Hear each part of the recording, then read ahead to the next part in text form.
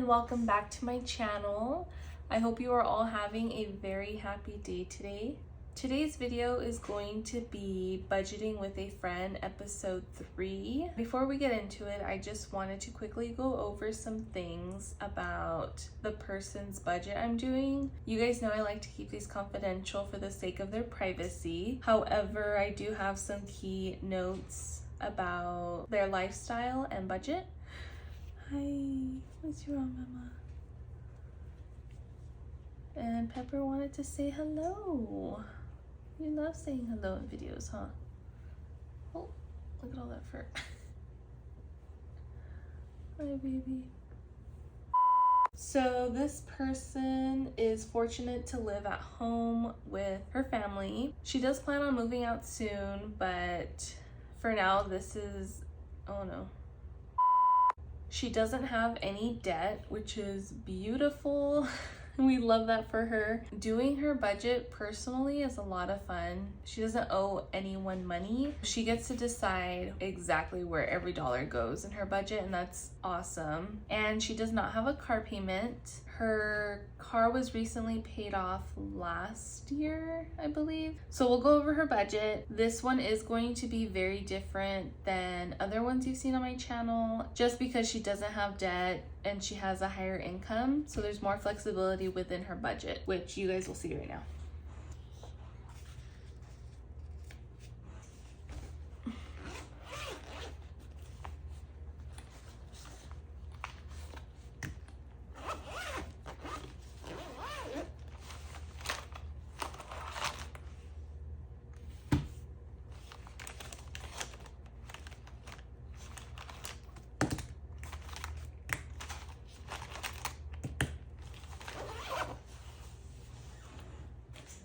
Okay, so first thing we're gonna do is go over all of her expenses. Another thing with her is she does not have too many expenses. You're going to see she only has 6 expenses. I know this is not realistic for most people. However, this is her reality. This is a real budget.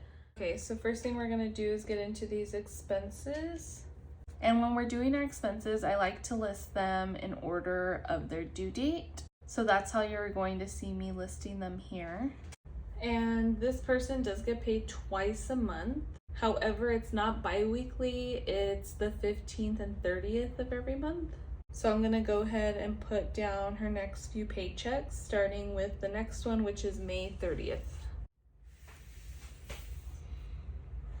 Okay, so we have her upcoming next 3 paydays. Right under it, we're gonna be putting her income. So as a minimum, she will be getting $2,200 per paycheck. Okay, now that we have the table set up, let's go ahead and put in her expenses. The first one we have due on the 1st is rent, and her total is $580. Next, due on the 11th, we have gym, and the total is $35. Her next expense is due on the 17th. It's Spotify, and it is $11. Her next expense is also due on the 17th, and it's for Apple storage. It's $10. Her next expense is due on the 20th, and it's going to be car insurance for $130. And her final expense is going to be due on the 23rd, and that's her phone bill for $230.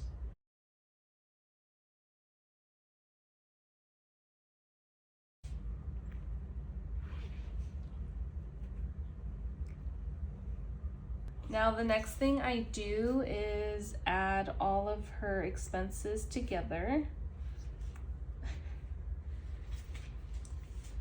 Oh no, this is gonna be a long video, huh?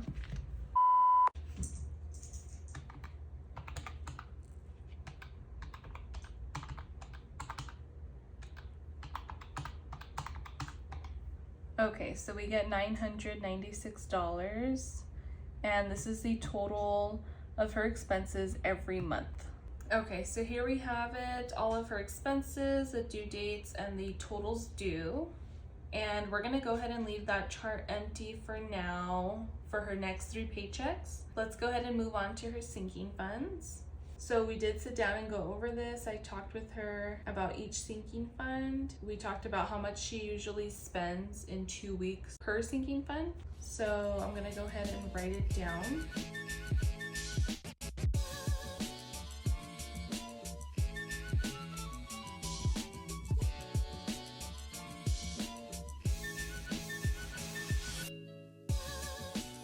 Okay, here are all of her sinking funds listed. I usually like to list this in alphabetical order. I accidentally mixed travel and toiletries, but it's okay. I did put savings at the end though, because she said that whatever is left over is going to go towards her savings. So like I said, she doesn't have any debt, which is amazing. Yeah, so instead of, for example, me, if I have anything left over, it would go towards debt.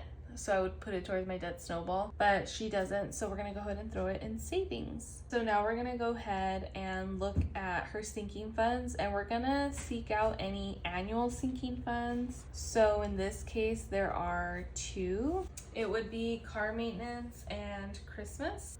Okay, so for car maintenance, we're gonna go ahead and move that over here. So the reason this is an annual sinking fund is because she does have car tags. So her car tags are due. Pepper. What, baby? Oh my goodness. Oh my goodness. Peppers. Okay, so her car tags are due November, and the total for them is going to be $260. So what we do is we count how many paychecks she has from now until November. And after counting, she does have 11 paychecks.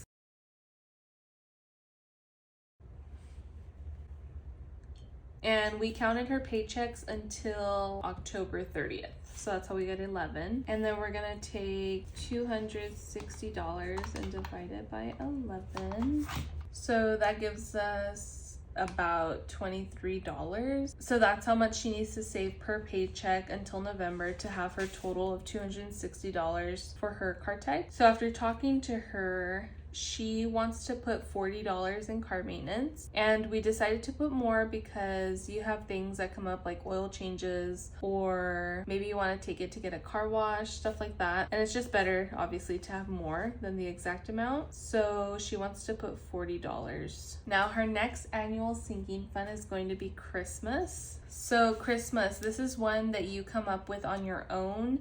Either you can have a set amount, say I want to save $500 for Christmas for gifts, and that's going to be my absolute budget for everyone. You could do it that way, or you can sit down and write down everyone's name, an amount you would like to do individually for them, add it up, and that'll be your total. Or you can just say you can put $20 per check for Christmas. That works too, whatever works for you. She has a goal. Her goal amount for Christmas is going to be $2,500. Obviously the cutoff for this one would be December 15th. That's gonna be her last check before Christmas. So counting all of that, she's going to have 14 paychecks. And then we're gonna take $2,500, which is her goal, and divide it by 14 paychecks. And that gives us roughly 178.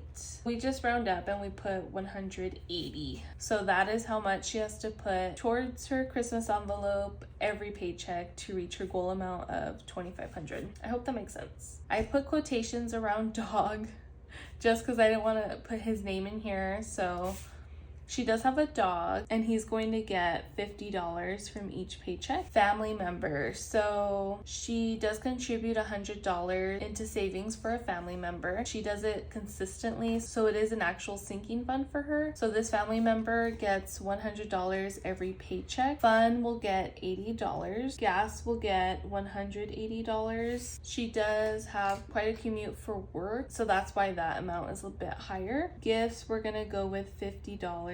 Groceries, she is going to budget for $150. Spending will get $100. Travel will get $100. Toiletries will get $40. Like I had mentioned, anything left over is going to go into her savings. We're going to leave that blank. The next thing I like to do is add up her ideal sinking funds. Okay, so after adding everything, her total is going to be $1,070. This is her ideal for sinking funds every time she gets paid, so twice a month. So now that we are done writing out our expenses and sinking funds, we are going to go back to her expenses and take a look. Her next paycheck is going to be May 30th for $2,200. Up to May 30th, everything should be paid, and it doesn't always happen like this. Sometimes we're stuck in the middle of the month and we still have half of our expenses to pay and the other half are already paid, but in this scenario it just happens that they are all paid. So we have to worry about our bills from May 30th to June 15th, which is these first two here. So that means that the first two are going to get the full amount put into it in order to make sure that they're paid off before the next paycheck. The 1st and the 11th is before the 15th. So now for the rest of the expenses, we have 2 paychecks that are going to cover that, which means that we can split these between the 2 paychecks.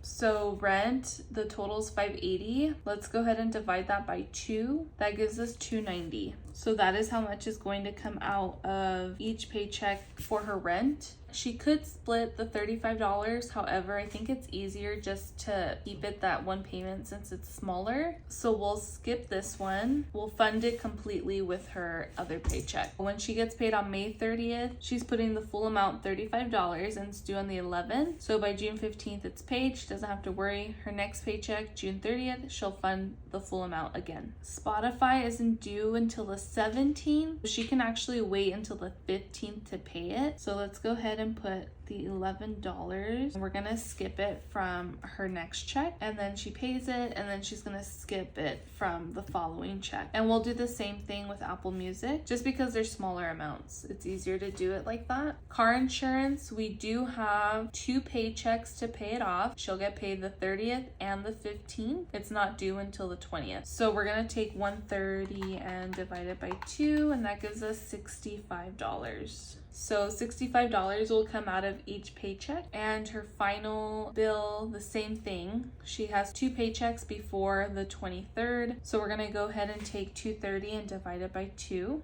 and that gives us $115. Now the next thing I like to do is go ahead and add all of these totals up. The first one is going to be $795.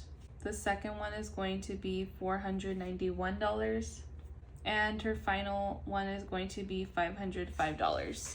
Every paycheck from June 15th for her expenses will be this amount here, and every 30th day paycheck will be $505 towards expenses. So these amounts will never change, they'll just go back and forth. And if you add both of these, you get $996, which is her total. So as you can see from her next paycheck, $795. That's almost the total of her expenses. I've always said when you first start budgeting, it's going to seem so hard in the beginning, and that's because you're trying to catch up. And a lot of times it's not this easy to catch up. It's because she doesn't have a lot of expenses and she has a higher income, which of course is a great thing. We absolutely love that for her. It's just not the reality for a lot of people. But since it is her reality, she can catch up quite easily. We're gonna take that $2,200 and subtract $795. That gives us $1,405. That $1,405 is left over for her sinking funds. As you can see, $1,405 is still more than her ideal amount. So then we take that $1,405 and we subtract her ideal amount.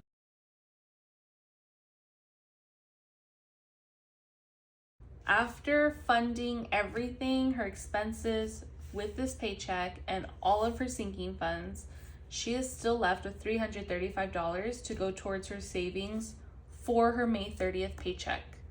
That is so amazing. And she's going to end up saving more. It's just that first paycheck takes more of her paycheck than the other ones because she's just starting off. I hope this makes sense.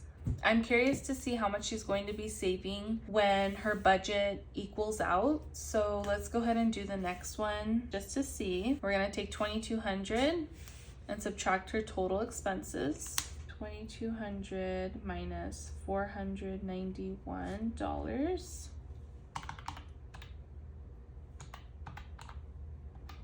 That gives us $1,709. We're gonna take that and subtract her sinking funds again.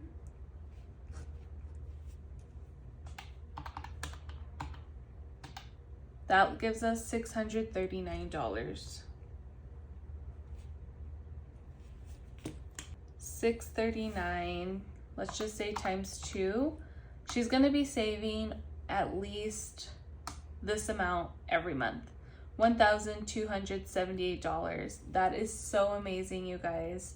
I hope this all made sense to you guys. I know this is not the usual income to expense to debt ratio that we have. In her case, it's no debt, which yay, we love that. I just want to say thank you to her for allowing me to do your budget and also share it onto YouTube for everyone to see. This was so much fun. And we are all done with her budget. And thank you for you guys for tuning in. If you made it throughout the whole video, thank you so much. I will be seeing you guys very soon, and make sure to stay tuned. Bye.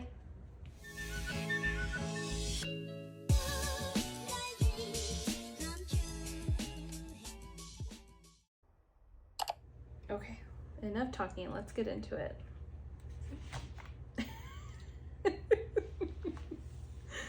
Hi, baby.